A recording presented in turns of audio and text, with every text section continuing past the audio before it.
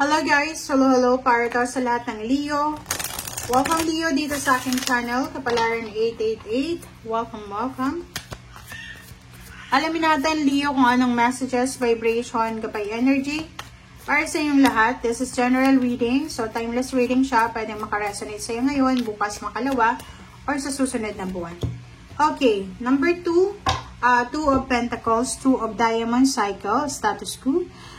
Sinasabi ng bara sa'yo dito, Leo, na mayroong posible na darating sa'yo na yung next 2 years, diba? Sa susunod na 2 taon na to, na darating sa'yo, so maybe it's 2020, kasi nasa gitna na tayo ng 2025, so 2025 to 26, 26 to 27, so from 2025 to 2027, sinasabi ng baraha sa'yo na kinakailangan mong maging masipag. Kinakailangan mong ibigay yung best of the best mo talaga. Okay? Kasi kung makikita mo dito, dalawang cycle ang ibibigay sa'yo, 2 taon ang ibibigay sa'yo ng universe para gawin mo kung ano yung nararapat na gawin mo. Habang nanonood ka sa ngayon, mayroong mga Leo dito na marami kayong mga plano sa buhay. Marami kayong mga minamanifest. Nagmamanifest ka ng lump sum of money, millions, or pwedeng nagmamanifest ka ng several amount of money. Okay? Huge amount of money. Okay? So, dito, sinasabi ng bara sa'yo na yung status mo sa ngayon, sa kasalukuyan habang nanonood ka, after 2 years, hindi ka na dyan sa status na yan. Okay, balikan mo ang reading na to, maybe after 2 years. Okay?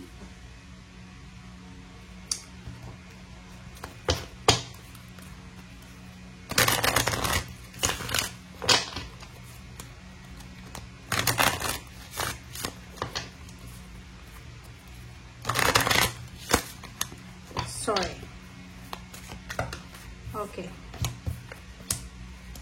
44, its balance number is 8, money. Sinasabi ng bara sa'yo dito, Leo, if you are experiencing discontentment, boredom, or pwedeng mga mental conflict, yung pinagdadaanan nyo, sinasabi ng bara sa'yo na kailangan mong magpahinga, mag-rejuvenate, mag-contemplate, mag-pray, and kailangan mong mag-manifest. Kasi dito, meron dito na Leo na maganda na yung sitwasyon niya eh, 'di ba? Kung makikita mo maganda na yung bahay mo. Sabihin natin, bahay.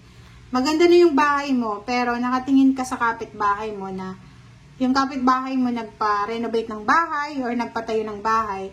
Feeling mo mas maganda yung bahay niya kaysa sa'yo. Ito yung pakiramdam ng discontentment.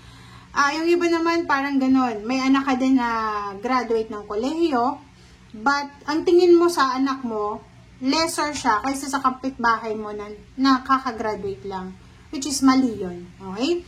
So, if ever lang na makaramdam ka ng sobra-sobrang pagka-bored sa buhay mo, wag tayong masyadong tumingin sa paligid natin. Kung gusto mo lumabas ka sa comfort zone mo na yan, and tingnan mo talaga kasi hindi sa lahat ng oras mas greener sa ibang lugar, okay?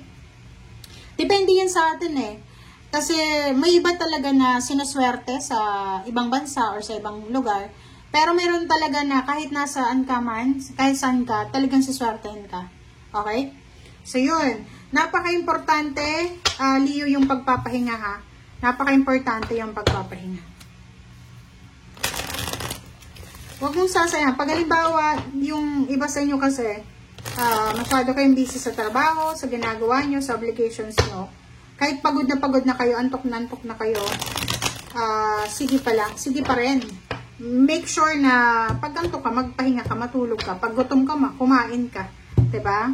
Walang sino man na hari ang pwedeng magsabi sa'yo na, uy, Leo, kumain ka after ganyan. No. Pag gutom ka, kumain ka. Diba? Unless nasa loob ka ng jail or naka-imprison ka na wala kang choice kundi sumunod sa oras ng pagkain or, 'di ba? So, 2 of Wands and then, wow. So, dito sinasabi ng bara sa'yo na mayroon kang mga choices choices and options sa buhay mo. Napakatalino mo eh. Napakagaling mong mag-isip. Napakagaling mo dumiskarte. Lalo na sa pera, ikaw yung tao na hindi ka mapapanatag na wala kang pera. Hindi ka mapapanatag na hindi mo na ayos yung financial mo. So, dito sinasabi ng barahan na kung gusto mo daw na makuha talaga yung gusto mo sa buhay, kailangan mong lumabas sa comfort zone mo. 'Di ba? Lumabas ka sa comfort zone mo. Kasi sa comfort zone mo, tulad nito, 'di ba? Na parang naiinggit tayo. Meron tayong nararamdamang inggit or meron tayong nararamdamang discontentment sa sarili natin, sa mga kamag-anak natin, sa karelasyon. Masyado kang nakatingin sa labas, hindi mo alam, like sa social media, nakikita mo, ang saya-saya ng mga kapitbahay ko, hindi mo alam. Namumroblema yan, di ba?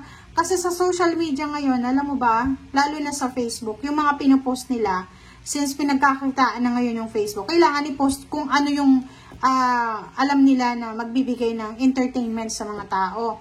So, hindi naman nila pinopost doon yung pag-aaway nila, di ba? Hindi naman nila pinopost doon yung pagkakwentahan nila, magkano ba yung ginastos mo sa pag-shopping mo, magkano ba yung bills natin, parang ganun, di ba? So, wag tayong masyadong mag-isip na yung buhay ni Maria ay mas maganda sa buhay mo, yung buhay ni Juan mas maganda sa buhay mo. Hindi. Hindi tayo doon sa sistemang ganun. Kasi pag ganun, parang feeling natin, kino-compare natin, doon lalabas yung jealousy and envy. Okay? Okay, wow. So, it's a good karma. Good karma is coming, Leo. So, brace yourself. Ihanda mo ang sarili mo, Leo.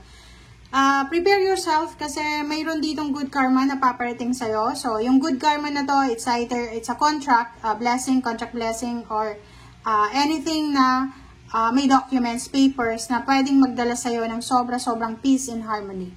So, ibig sabihin, Leo, like for example, yung anak mo hindi nag-a-apply ng trabaho kasi gusto siyang magpahinga. Tapos ikaw namumroblema ka. So dito sinasabi na posibleng makatanggap ka na ng balita na na-hire na yung anak mo or na-promote na yung anak mo sa trabaho. So medyo makakahinga ka na ng malalim. And ang kailangan mo magpahinga, 'di ba? Yun yung sinasabi ng baraha. Okay. Sinasabi ng 3 of Wands sa'yo dito, Leo, na if you are waiting for money, for relationship, for anything, kailangan nating magkaroon ng pasensya. Kasi pag wala tayong pasensya, wala tayong makukuha.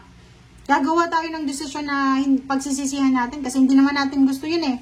Nadala lang tayo sa sobrang aggressiveness natin. Nadala lang tayo sa pressure. Nadala lang tayo sa pagka-bore natin sa buhay. Diba? So, kailangan mong pag-isipang mabuti ang lahat ng decision making mo, magpasensya. Yun yung pinaka-importante sa pagpapasensya or sa paghihintay, yung pagpapasensya. Okay.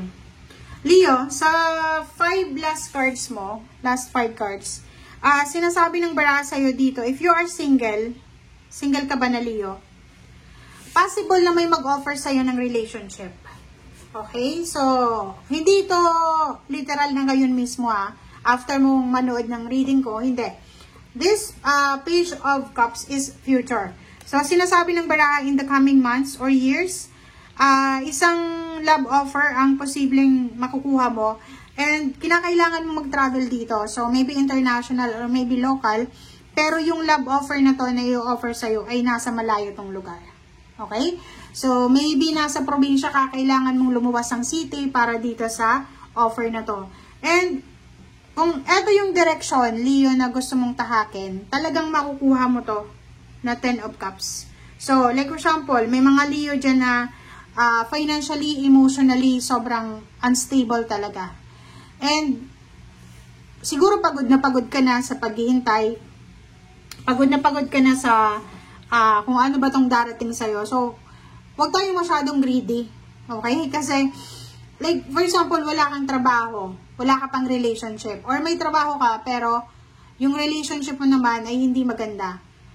Dapat mag-focus tayo muna sa isa, diba? Focus ka sa isa. Walang perfect dito sa mundo, walang magandang relationship at the same time magandang trabaho. Pwedeng meron, pero hindi naman yun special, diba? Pwedeng they work for the relationship, diba? Win-work out nila, or talagang prioritize nila yung emotion nila. Diba? So, ganun Leo ang sinasabi ng bara sa'yo.